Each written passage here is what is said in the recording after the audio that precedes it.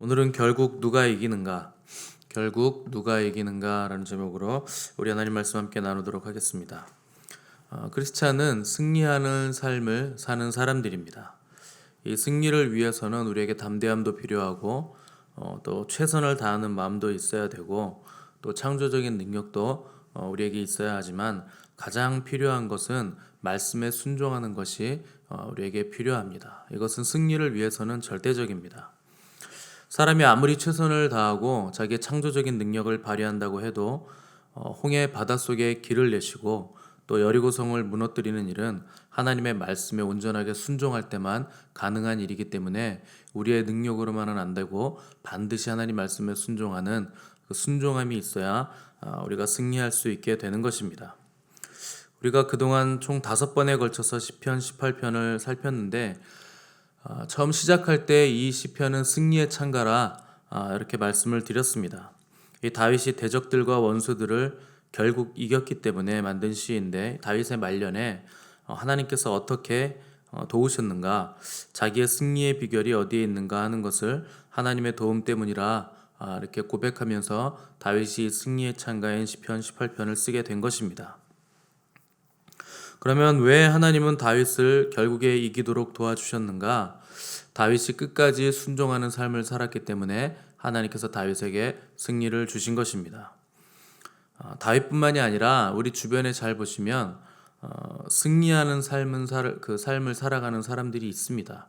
저 사람은 별것 없는 것 같은데 계속 이기고 계속 승리하고 계속 성장하고 계속 더 나아지는 사람이 있는데 그런 사람들의 특징은 뭔가 하나님 말씀에 순종한다 하는 것입니다.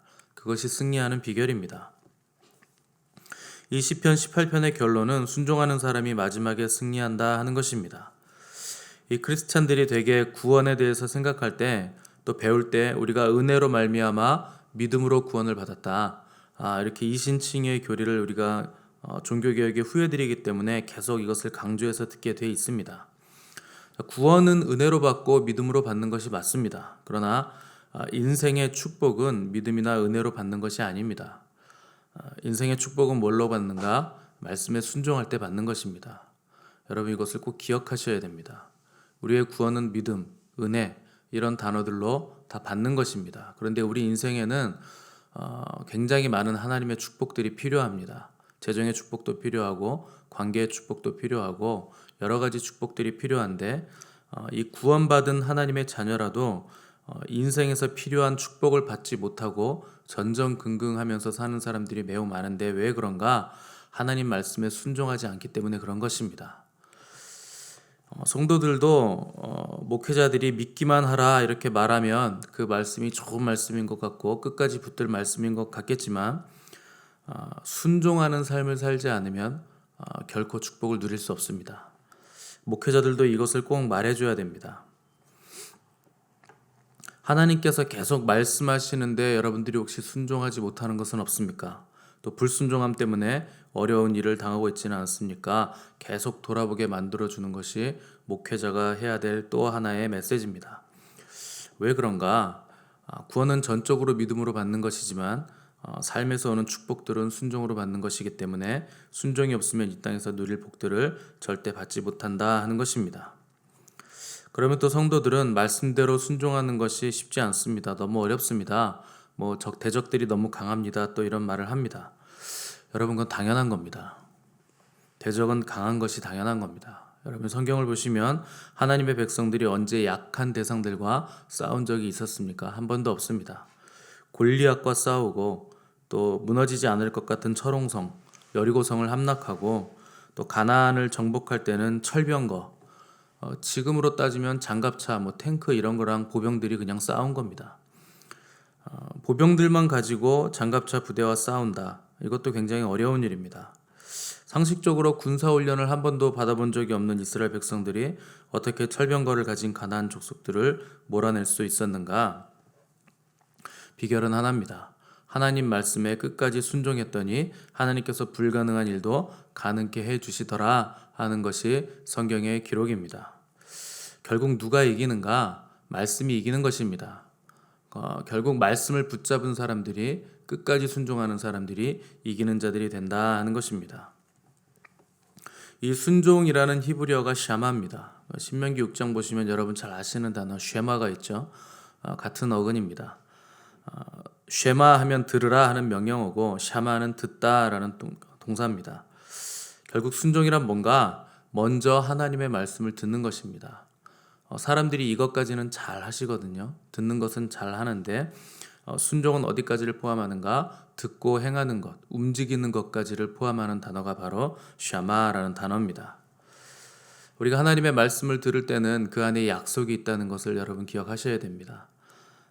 하나님은 우리가 하나님의 그 말씀 안에 있는 약속된 그 축복들을 받아 누리기를 원하시는데 우리가 그것을 듣고 행하지 않으면 절대 그 축복은 누리지 못하는 것입니다.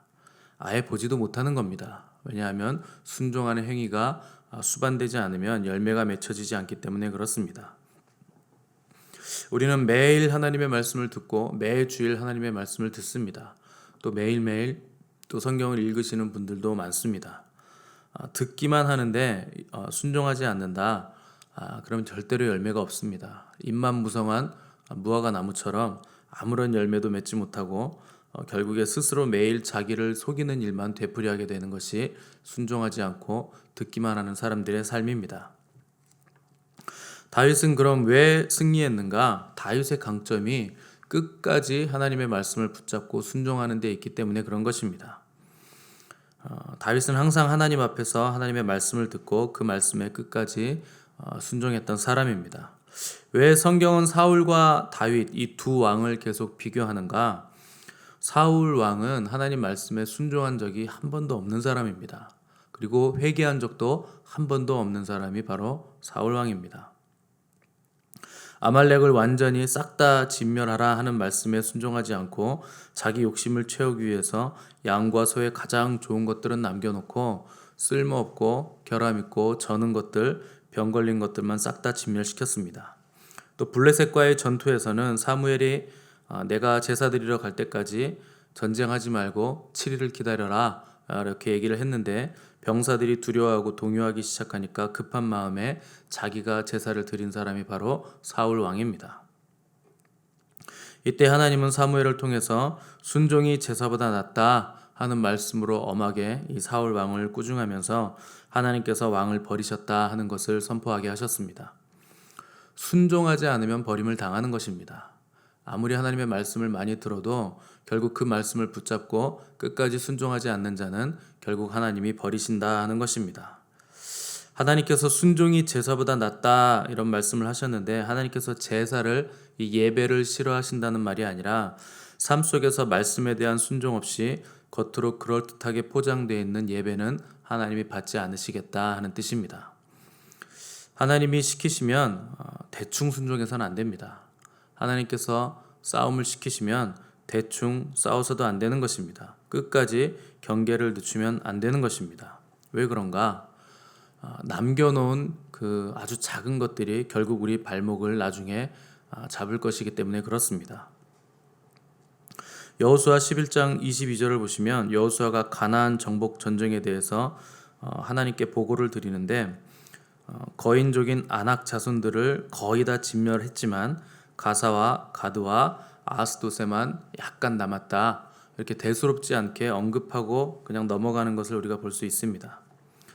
거의 다 정복 전쟁을 끝낸 것입니다. 그리고 대세 지장이 없고 거인족들 아낙 자손들이 가사와 가드와 아스도세만 조금 남았는데 뭐 별거 아닙니다. 우리가 충분히 그 정도는 컨트롤할 수 있습니다. 이렇게 언급하고 넘어갑니다. 그런데 여호수아가 죽고 나서 후대 몇백 년이 지나고 나서 어떤 일이 벌어지는가? 가사에서는 삼손이 블레셋 사람들에게 모욕을 당합니다. 눈도 빠지고 또 머리도 깎여서 맷돌을 돌리는 그런 모욕을 당하게 되고 가드에서는 그 유명한 가드 사람 골리앗이 등장하게 됩니다. 그리고 이스라엘과 만군의 여호와를 모욕하게 되고 또 아스돗에서는 이스라엘이 빼앗긴 법궤가 아스돗에 있는 다곤 신당에 보관되는 치욕을 그 장소에서 당하게 됩니다. 그러니까 여호수아 때 대수롭지 않게 여긴 아낙 자손들, 거인 자손들이 조금 남았습니다 하는 새 군대에서 결국 사사시대가 지나고 왕정시대가 되니까 이 화근이 자라고 자라서 이스라엘을 모욕하고 하나님까지 모욕하고 법궤까지 빼앗기는 일이 그 세 곳에서 발생하게 됐다 하는 것입니다. 거의 완전히 진멸했고 아주 먼지만큼 티끌만큼 조금 남았는데 거기서 엄청나게 큰 거인족들과 후손들이 등장해서 이스라엘을 모욕하고 힘들게 했다 하는 것을 우리는 반드시 기억을 하셔야 됩니다. 순종은 어떻게 해야 되는가? 끝까지 남김없이 완벽하게 순종을 해야 된다 하는 것입니다. 자, 37절 보시면 다윗은 내가 내 원수를 뒤쫓아가리니 그들이 망하기 전에는 돌아서지 않겠다 이렇게 다짐하는 것을 우리가 볼 수가 있습니다. 무슨 말인가? 내가 내 원수를 끝까지 뒤쫓아가서 그들이 완전히 망하기 전까지는 결코 멈추지 않고 돌아서지도 않겠습니다. 대충 하거나 하다가 말다거나 하지 않겠습니다 하는 뜻입니다. 왜 다윗은 끝까지 원수들을 쫓아가서 그들이 망하기까지 순종하는가? 하나님께서 요구하시는 순종의 수준이 거기까지이기 때문에 그렇습니다. 우리는 조금만 하면 이 정도면 됐다 생각을 하지만 하나님은 우리에게 완전한 순종을 요구하십니다. 부분적인 순종은 순종이 아니라 불순종이기 때문에 그렇습니다. 여러분, 부분적인 순종은 순종이 아닙니다. 그건 불순종입니다. 타협하는 순종, 하다가 마는 순종, 끝까지 가지 못하는 순종, 이건 다 불순종입니다. 이게 저의 최선인데요 하시는 분들이 계시는데 하나님 그렇게 인간적인 이해관계를 따르는 반쪽짜리 순종은 그냥 불순종으로 여기십니다. 만약 예수님께서 십자가를 지라는 하나님의 뜻에 반만 순종하셨다면, 채찍만 맞으시고 십자가에 달려 돌아가시지 않으셨다면 저와 여러분은 구원받지 못했을 것입니다. 그것은 순종이 아닙니다. 순종은 끝까지 완전하게 목숨을 걸고 하는 것입니다. 그것이 바로 하나님께서 우리에게 요구하시는 순종입니다. 예수님도 끝까지 이렇게 순종하는 법을 배우셨다면 우리도 마땅히 순종하는 법을 계속 연습하고 배워야 된다 하는 것입니다. 그런데 우리에게는 문제가 있는데 완전하게 순종할 능력도 없고 끝까지 순종할 수 있는 실력도 없다 하는 것이 우리들의 문제입니다. 사람이 하나님 말씀에 완전한 순종을 하려면 어떻게 해야 되는가? 완전한 순종으로 우리를 구속하신 예수 그리스도 우리 주님과 연합할 때만 가능합니다. 그 외의 인간적인 방법으로는 우리는 끝까지 순종을 할 수가 없는 것입니다. 그분을 통해 의롭다 하심을 받은 사람들만이 순종할 수 있는데 어떻게 그것이 가능한가? 그분이 보내신 성령님을 통해서 우리는 하나님이 요구하시는 그리고 기뻐하시는 끝까지 순종하는 그 순종의 열매를 거둘 수 있다 하는 것입니다. 성령님만이 그것을 가능하게 하십니다. 그래서 우리는 그 순종의 열매를 성령의 열매라 이렇게 부르는 것입니다. 오늘 우리가 읽은 시편 18편 마지막 부분들을 쭉 보시면 하나님께 끝까지 순종한 다윗이 어떤 복을 누렸는가 하는 것을 길게 써놨습니다. 우리를 다툼에서 건져내시고 또 여러 민족의 으뜸으로 삼으시고 또 알지 못하는 백성들이 섬기고 민족들이 복종하더라 하는 것을 다윗이 쭉 써놨습니다. 이것은 다윗에게 해당되는 말씀이기도 하지만 다윗이 미리 본 메시아 예수 그리스도 주님에 대한 말씀이기도 합니다. 이것이 사울 왕과 다윗 왕의 결정적인 차이인데 사울 왕은 구원의 비밀 되시는 예수 그리스도를 알지 못했던 사람입니다. 그런데 다윗은 예수 그리스도를 미리 보고 또 믿었고 알고 있었던 사람입니다. 그래서 다윗은 여호와께서 내 주께 말씀하시기를 내가 네 원수들로 내 발등상이 되게 하기까지 너는 내 우편에 앉아 있으라 하셨도다. 이런 시편까지 지었던 사람입니다. 하나님 우편에 앉으신 내 주 예수 그리스도를 보고 그분에 대한 시를 메시아에 대한 시를 지었다 하는 것입니다. 이것이 결정적인 사울과 다윗의 차이점이고 또 세상과 우리들의 결정적인 차이점이기도 합니다. 그리스도를 아는가 알지 못하는가를 통해서 승리와 패배의 차이가 나고 또 순종과 불순종의 차이가 난다 하는 것입니다. 50절에 보시면 여호와께서 그 왕에게 큰 구원을 주시며 기름 부음 받은 자에게 인자를 베푸시며 영원토록 다윗과 그 후손에게 그렇게 하신다 이렇게 기록을 했습니다. 다윗에게 뿐만 아니라 영원토록 다윗과 그 후손에게까지 또 우리 주님에게까지 또 그분을 믿는 모든 크리스찬들에게까지 이 복이 베풀어진다 하는 것입니다. 바로 저와 여러분에게까지 또 우리의 다음 세대들에게까지 이 축복은 계속 이어지게 되는 것입니다. 우리에게 큰 구원을 주시고 또 우리에게 성령으로 기름을 부으시고 우리에게 인자를 베푸시되 영원토록 베푸시는 하나님의 은혜가 예수 그리스도 안에 있는 우리에게까지 내려와 결국 우리가 승리하게 된다 하는 것입니다.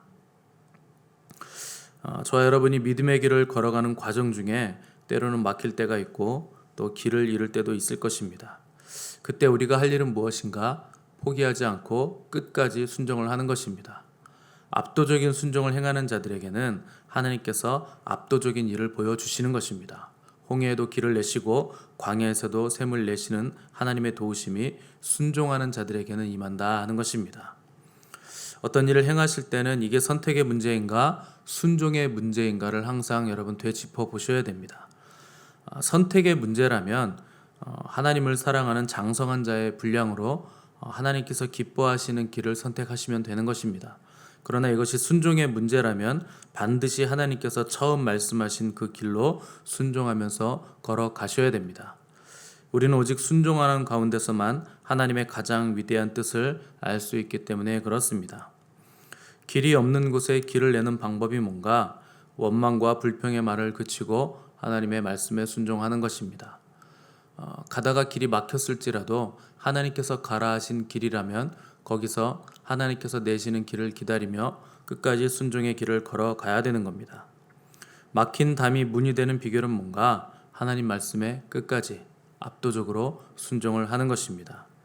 우리 입술의 불평과 원망을 그치고 묵묵히 순종의 길을 걸음으로 승리의 찬가를 하나님께 올려드리는 저와 여러분의 복된 삶이 되시기를 간절히 바랍니다. 함께 기도하겠습니다.